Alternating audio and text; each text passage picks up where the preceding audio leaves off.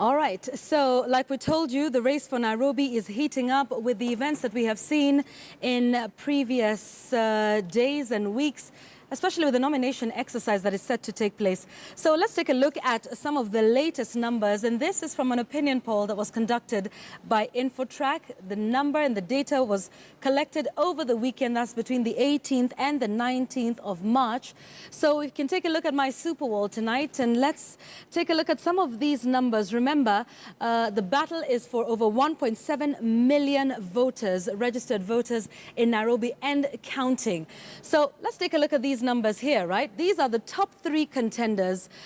Incumbent Governor Evans Kidero, Mike Sonko, who's the senator for Nairobi, and Peter Kenneth, a new entrant to Nairobi politics.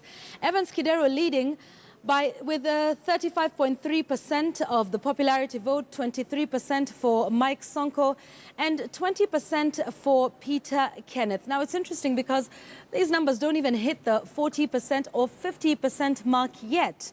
So these three are the top contenders, and there's a distant gap between the top three and these two. Miguna, who's a former advisor to ODM leader Raila Odinga, at just 1.2%.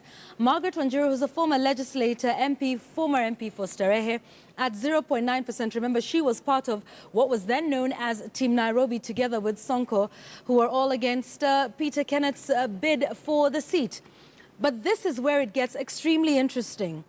A whopping 18% of Nairobi voters, according to this poll, are undecided over which candidate. And this is where the battle will be. This is perhaps the biggest constituency that all of these candidates will be fighting for.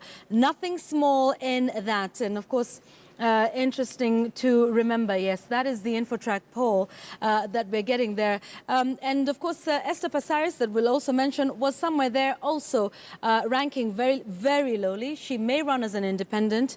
She lost the bid to register her party, the Harambee Democratic Party.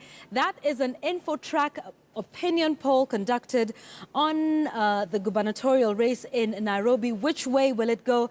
Those are some numbers we'll be following for you, interestingly, because remember, in just the first week of the mass voter registration exercise, Nairobi scored the highest number of new registered voters at over 92,000.